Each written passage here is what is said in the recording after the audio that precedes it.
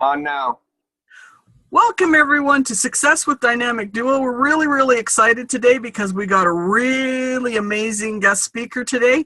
I'm not sure how we're so blessed to have him on here, but we're just counting those blessings. We're so stoked. And we're kind of short on time today. So I'm going to let Sean introduce our guest speaker, and then we're just going to let him talk. So welcome everyone, and thanks for coming today.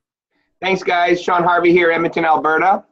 I am so blessed to have Robert Hollis, a gentleman that I've connected with a little bit over a year ago. He built relationship, built rapport. We really connected with him because of his job that he used to have, and he'll tell you a little bit more about that. My old job used to be a transport driver. Did that for 26 years of my life. So I would have to always go and see a fine young gentleman like him to have my truck repaired. Multiple seven-figure income earner. He's created multiple seven-figure income earners. He knows his stuff. He knows what this is about because it's not about him, it's about others. And that's kind of funny that he should say that, and I know that because I know he's about serving others, and that's one of the reasons why my book is called It's About Them, Not You. It's inspired me to help make my life and my business more about you than me. In my previous career, it was all about me, not them. So I reversed the roles, and guess what? When you build that relationship and that rapport with those people, your life will never be the same. So I want to welcome Robert Hollis. I appreciate your time, buddy. Thank you so much for taking this time with us today.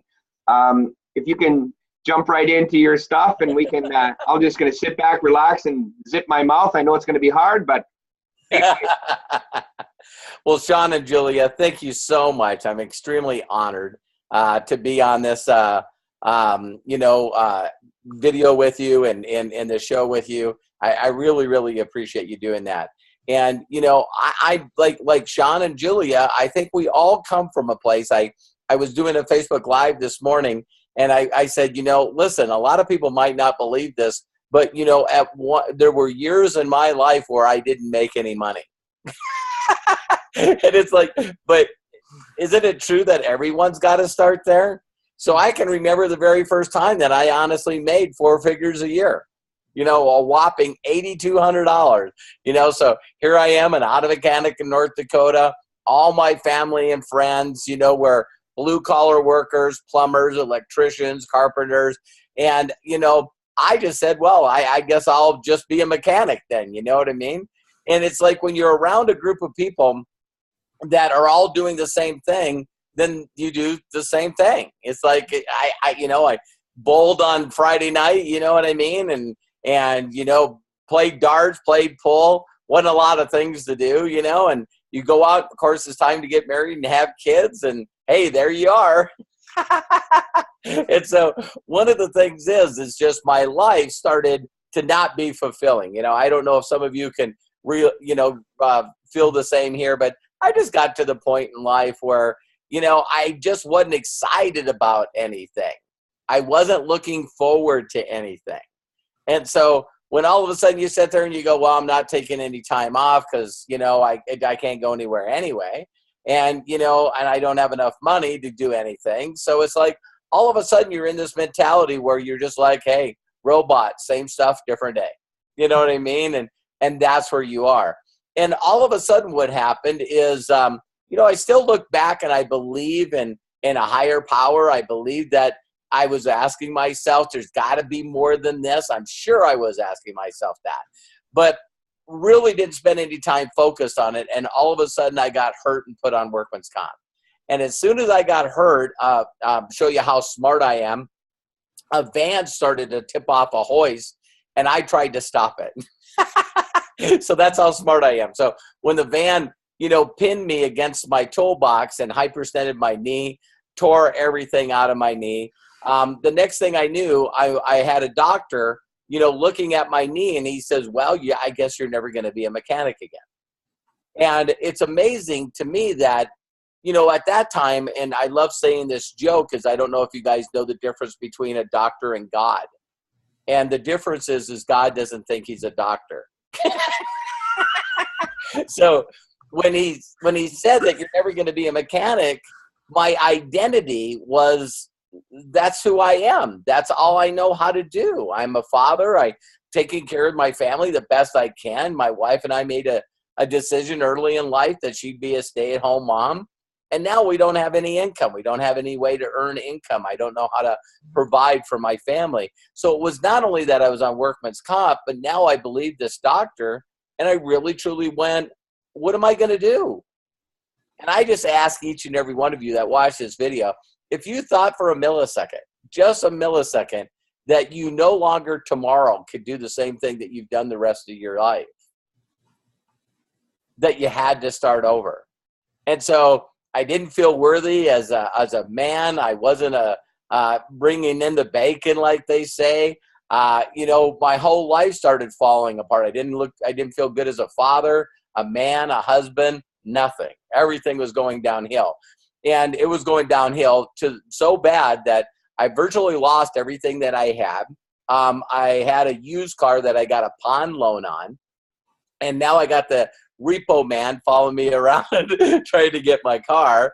And then last but not least, I was getting a 10-day pay or quit notice on my door. And it was one of those breaking points that happens in your life where everything changes. And my son at that time was like 5 or 6. I just picked him up from the babysitter, and we're going home, and I pulled the car over to the shoulder of the road. And he said to me, Dad, listen, if you just go straight, a couple more blocks and hang a left, our apartment's there. And that was a significant emotional event for me, what I call a point of passion, where I'm going like, I'm not going to lie to my son. He's asking why we're parking blocks away from the home. And I'm not going to lie to him. And I said, I'm not living like this anymore. And so maybe some of you that watch this, most of the successful people that I know, they've had like this really critical thing in their life that happened where they say, I'm not living life like this anymore. It's done. And then all of a sudden, a lot of magical things come in your life where, when the teacher, when the student's ready, the teacher appears, seek and you shall find, all of a sudden you start looking at everything around you as not being okay anymore. I need to start hanging around and learning from other people. I got to spend time with other people. I got to find different things to do with my time. I used to know all the facts about NASCAR. I used to know all the drivers, all their stats. I used to know all the football teams. I used to know all their stats. I used to know a lot of stats about a lot of stuff that didn't make me money. And it was like, not anymore. Mm-hmm. And so I just opened up my mind. And at that time, a friend of mine reached out to me. And he wasn't a close friend. And he said, Bobby, I'm the mechanic, right? And he said, Bobby, listen, you know what? Have you ever heard of Amway? And I said, no. I didn't even know what network marketing was. And he says, well, it's not Amway and it's legal. And I was like, what the hell are you talking about? And he says, listen, I met this guy and I seen his check. It was attached to the stub. It was $62,000. And he's expanding a company in the area, and he's looking for people that he can mentor and teach, and you don't have to have any experience. And I had a cast on my leg, and I said, listen, I'll come pick you up. Because the timing was right for me. And I met this guy that was only a few years older than I was, and so I asked him, hey, what did you do before this? Well, I used to install car stereos. And I'm going, I'm a mechanic. I'm smarter than this guy. And then I asked him, how long have you been doing this? Well, I didn't know that he just left a previous company and brought his whole group to this other company, stuff that you learned later in life. But still, anyone that can make 62 grand, I feel like could teach me some lessons. Mm-hmm. And he documented. See, there's a lot of people that say they make a lot of money, but this guy was documented. And I hung around him, and he started giving me information and telling me stuff that I didn't know. Science of Getting Rich by Wallace Wattles, Think and Grow Rich by Napoleon Hill. All these books I started reading, and it changed the way I thought. It got rid of the stinking thinking, and I all of a sudden realized, wow, if other people are having a better life, they're giving more to charity, I grew up around a bunch of people that said money was evil. You know, all the people that I knew that made money in my little town lived on Snob Hill, you know, and those are greedy individuals. They're evil with their money. Money just makes you a bad person. And I had to learn to start getting rid of all this stinking thinking. Mm-hmm. And so as soon as you start hanging around people that look at things differently, your whole life changes. And so immediately I get in front of this other guy that's a billionaire, Roger Penske, because I still was involved in the automotive world. And he said to me things that you don't think about. Is I said, well, you know, I said, I got to start budgeting money for personal development. This guy told me I got to work harder on me than I do anything else. And he goes, well, you got to get the word budget out of your vocabulary. And I go, what?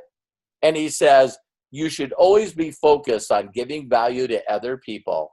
And if you're always doing that and the value's worth more than the money in their pocket, they'll give it to you. He says, you need to focus on making more money than you can spend. And I went, I never thought about that. And then he was going, Robert, he says, so how do you make money? And I said, well, I used to be an auto mechanic.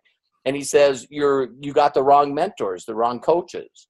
Because if you want to learn just to make money, you need to learn from people that make a lot of money. You don't have a job to make money. If you want a lot of money in your life, you need to find people that know how to make a lot of money in their life.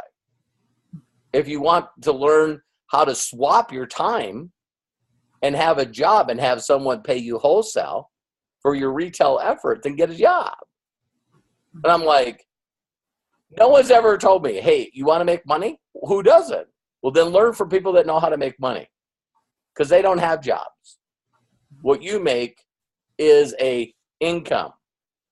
So when you learn to work for profit instead of an income or a paycheck, you learn from different people. So that was my path 28 years ago. Started hanging around some incredible people and just continued to work more on me. Got gooder and gooder, as I say it. and I'm still doing that. I'm still constantly working more on me than anything else. And that now allows me to be in a place in my life where I'm living on a legacy now. And my goal in life is when people talk about their success story, I would love for my name to show up. And that's where I am today.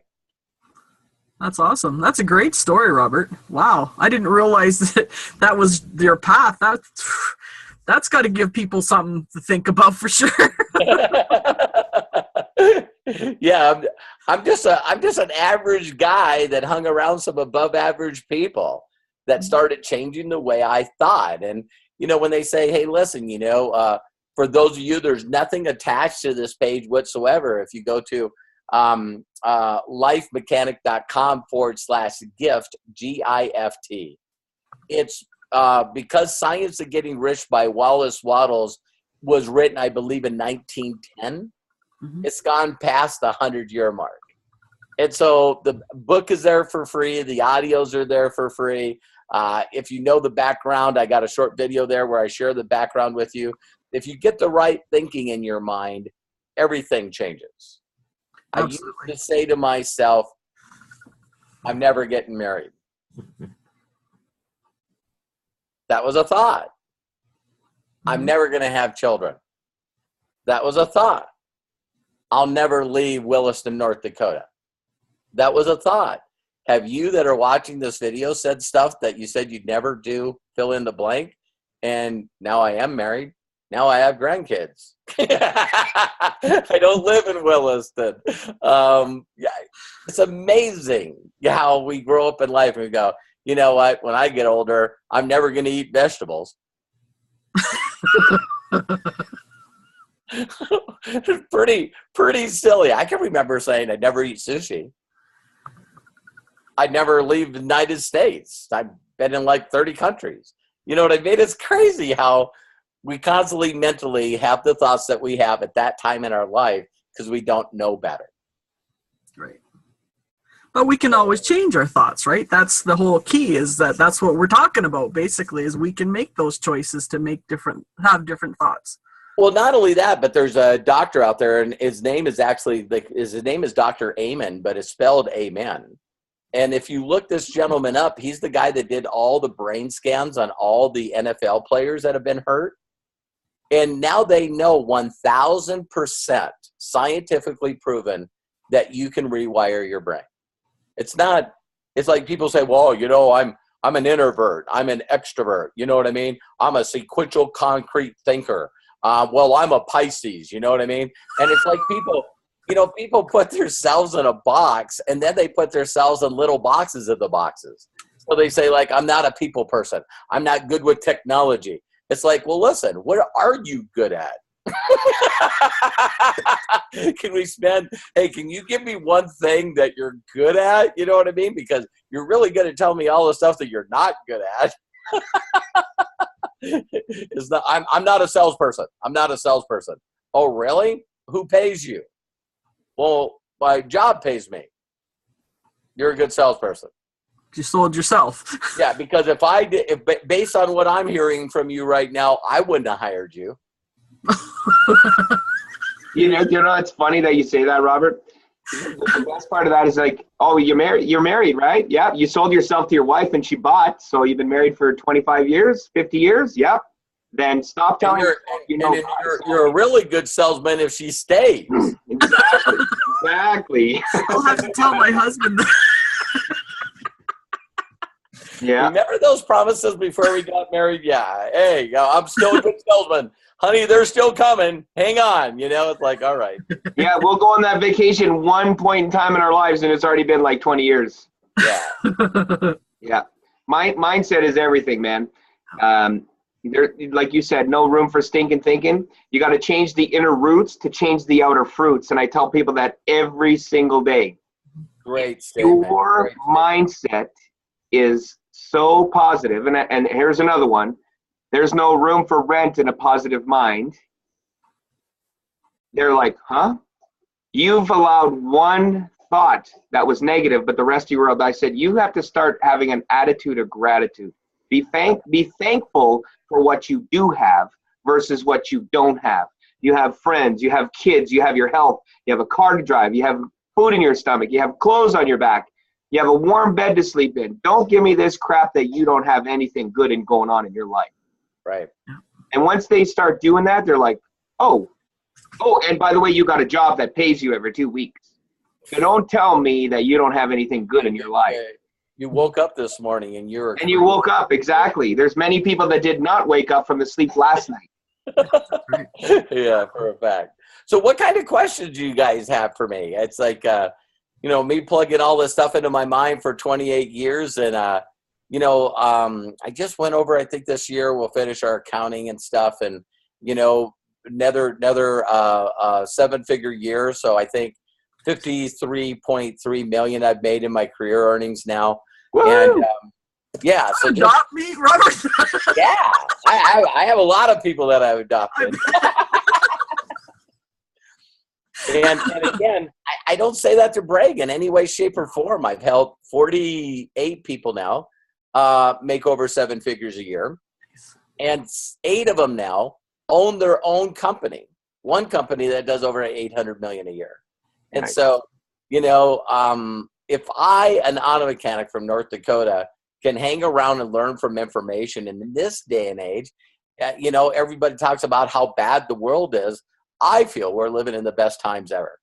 Yeah, you create your own economy.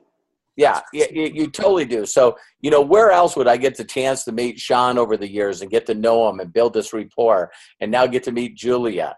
And now what we're doing is, because they're doing what unsuccessful and unhappy people are not doing.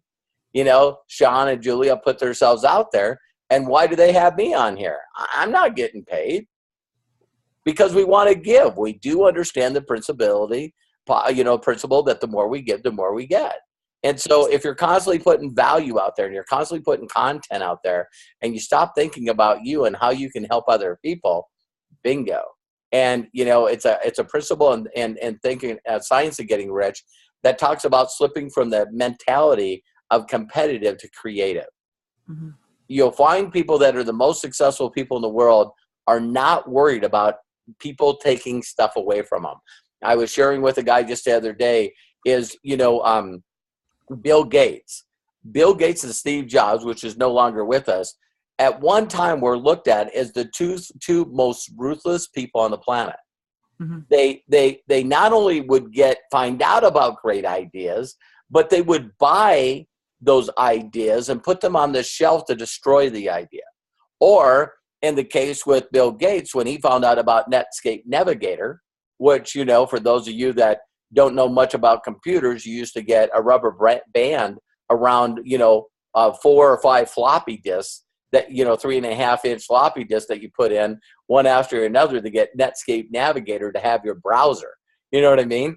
And when Bill Gates heard about that, he gave away Internet Explorer and Outlook Express away for free and killed that company in a blink of an eye. Mm-hmm. So that's the competitive mindset. That's the thought that's out there. Then he gets married. Then he has a couple of daughters. Then he resigns from the board and starts the Gates Foundation with his dad and his wife, Teresa. And now guess what? His income has gone up 5 times in the last 5 years. He's gone from about 19 billion to over $70 billion in net worth. And now what is he doing? He's trying to eradicate disease across the world. Gates Foundation has given away, I think, over $72 billion is given away. Now when he meets new technology, he's not only being their mentor and coach, but he's investing in the company. Mm-hmm. And now his net worth is growing faster than it ever did in any time of his life because he's giving and creating more than he's being a competitor and trying to do it for himself.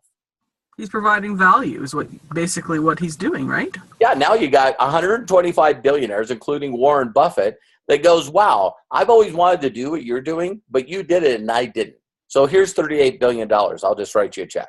So now there's people throwing billions of dollars at them, dedicating 50% of their billions of dollars, throwing it at Bill Gates because he's leading by example. Mm-hmm.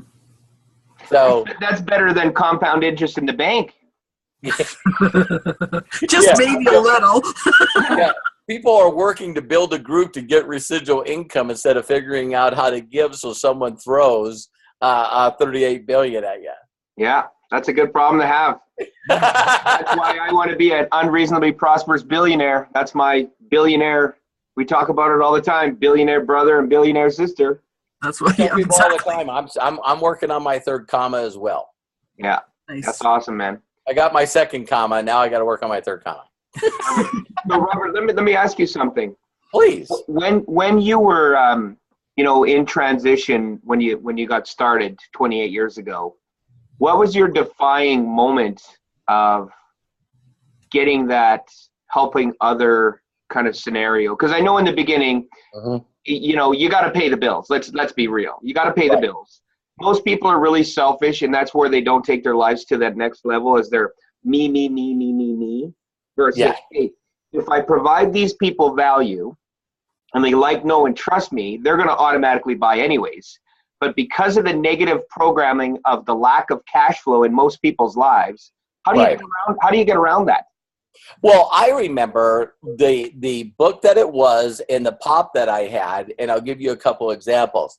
So someone told me, again, a mentor, coach, said, have you read Rich Dad, Poor Dad? And I said, no. And he says, it was a great book. I think you should read it. And when I read it, I was all over it because I understood that it was an employee, and then I slipped into the self-employed. Ooh, I'm a business builder. Even though I was an independent distributor, representative affiliate of somebody else's company. But still, I looked at it as me being a business, self-employed, right? But to be honest, I looked at myself as a business owner when I was self-employed. And the difference between a business owner and a self-employed is that, and I love sharing it this way, is like if you own a McDonald's, a franchise, if you own it and you're the one that's opening it up in the morning and you're the one that's closing it at night, you're self-employed. Mm-hmm.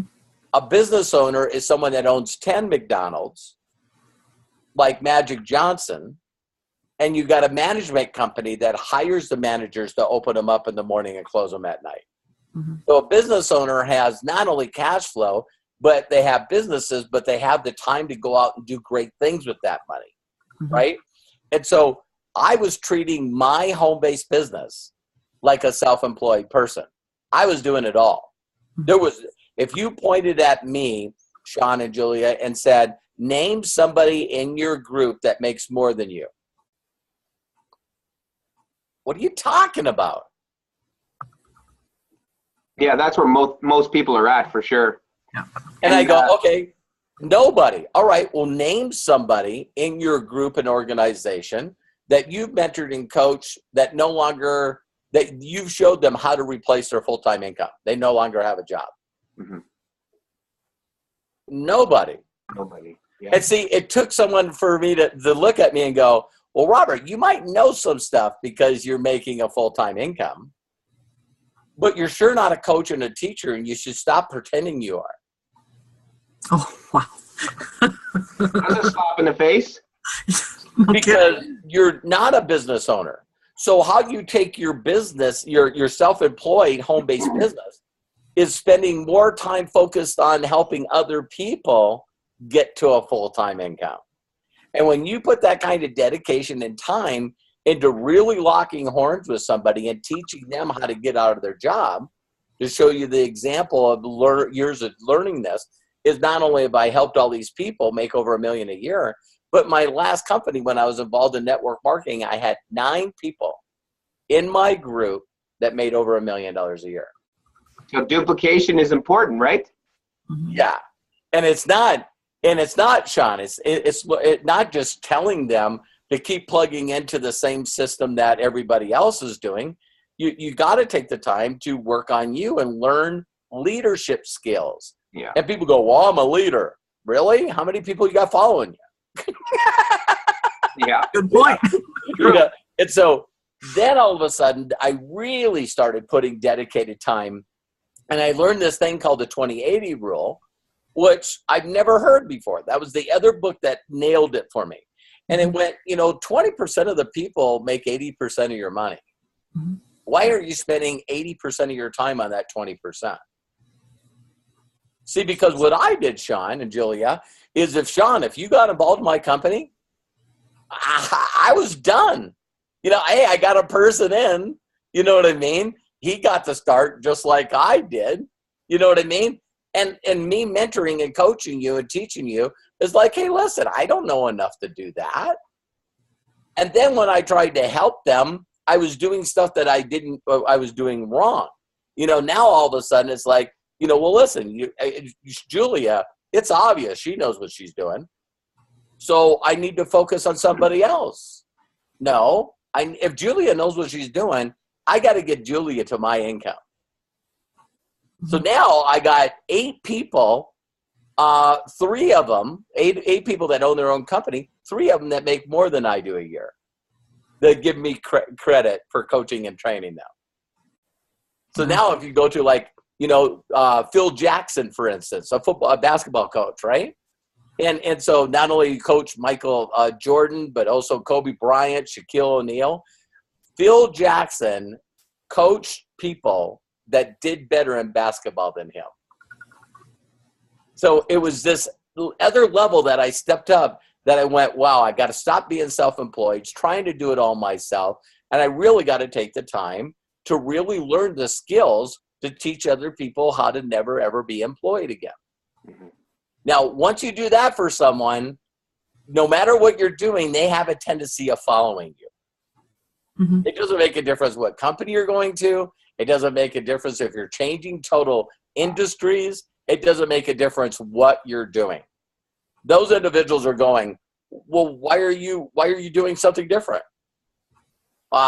Because I think that I can make more of an impact over here. I'm going with you. I didn't ask you. It's like they're going, now, wait a minute. I met you, 15 years ago. And I made over $8 million. I want to figure out what the heck you're doing next. And that's the cool people that you get to hang around. I tell people that, if you had your dial is like, say something happened to me and my family, right now I have pretty close to 60 people on my phone that if I called them up and said I needed help, they not only have the money to help me, but they could drop everything they're doing and come help me. Nice. That's the people you want on speed dial. That's a good problem to have. Absolutely. Great question, Sean. That's awesome, man. Thank you for that. So when I was, I'll tell you a little bit about why this whole scenario kind of started. I was one of those entrepreneurs when I first got started that I didn't know where to go to get the information that I needed, the mentorship, the guidance, all that other stuff. And that's one of the reasons why I reached out to Robert, because I know that, many people out there, you watching this are thinking, I'm an ex-truck driver. Robert is an ex-mechanic. Can we do everything ourselves? And I'm going to be the first to admit that no, you cannot, because if you did, you'd already be doing it. But we try. But we try to, yeah, and we stumble for most of our lives, some more than others. Mm-hmm. I just made a decision that I'm not going to stumble anymore, and I'm going to invest in myself, and that's to get a mentor to help them, have them help me take my life to a whole new level, because I know I can't do everything by myself. Right. And when you hang around, again, just always ask yourself, who's your coach, who's your trainer, who's your mentors. I still meet a majority of the people like you talked about, Sean. A majority of the people I know in the world still have not hired their first coach. Yeah. And I'm like, so I went and learned from a guy named, Dr. George Pratt is a book called The Code to Joy. And he's a personal high performance coach for not only the gold medal Olympic athletes, but Tony Robbins, Larry King, all these people. He's their personal mental mind coach, right?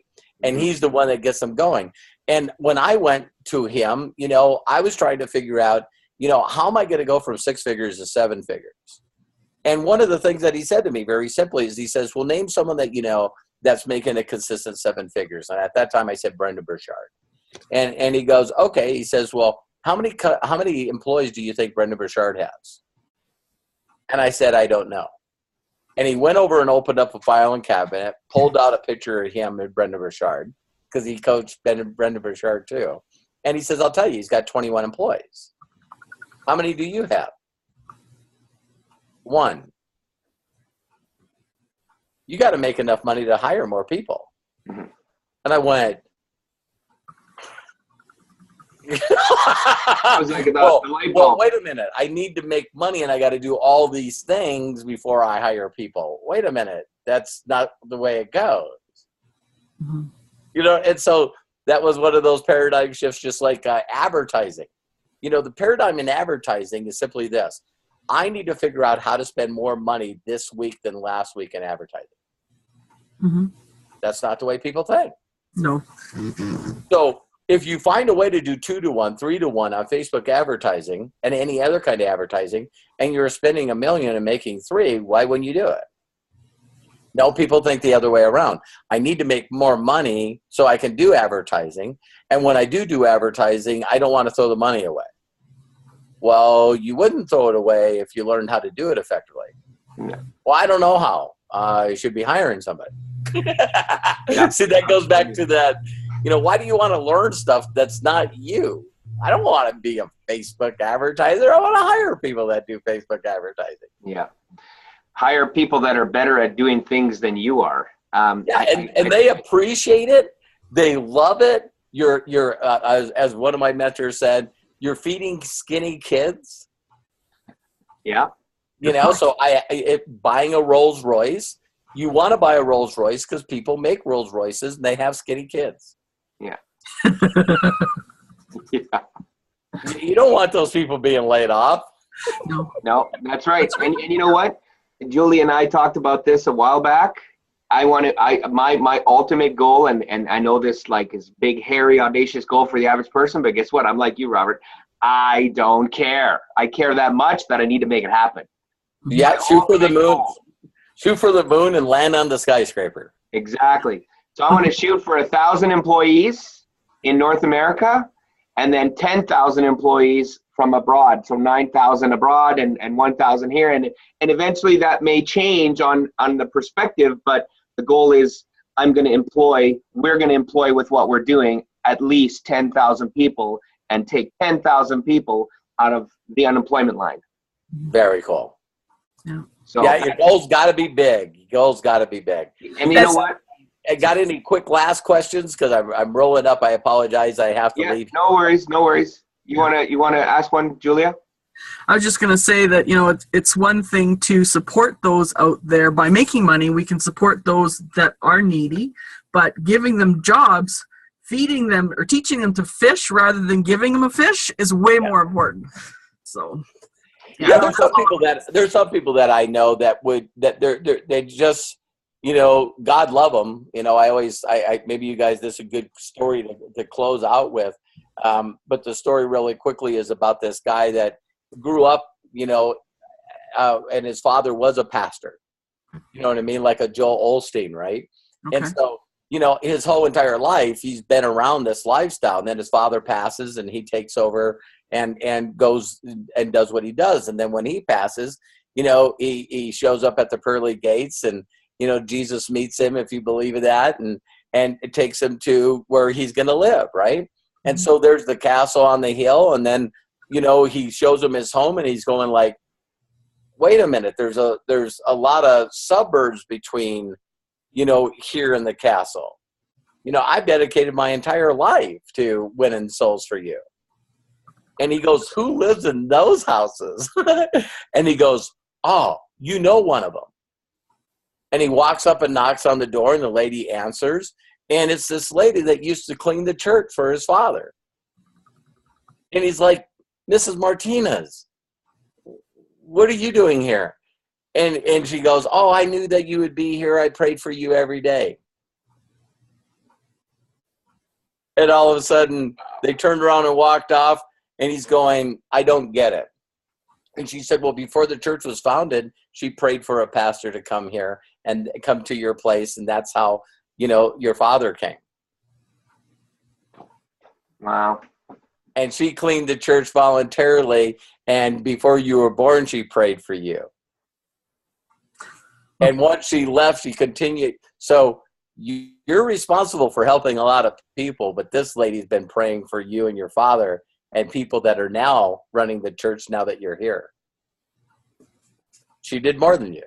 It was like, oh, man, I just got hit, because some people are more dedicated to doing other things than the people that we see that are out there, on the videos. And, I look at what my wife has done as far as supported me, in all these years, and I'm just like, wow, there's people behind the scenes. And maybe they're not going to be entrepreneurs. So your goal and job, very simply, is to create something where you can allow them to continue to help you and make sure that them and their families are taken care of. Yeah. They might not need to have that entrepreneur spirit. So when you hang around very wealthy people and you show up at events, there's all these volunteers that are always around them. Yeah. I mean, volunteers. They just want to be a part of the movement. Don't forget those people. Don't forget to tell them how much you appreciate them. And also don't forget to take care of them the best that you can. Thanks for that, Robert. I appreciate you, buddy. And it's that I'm going to close with this, guys.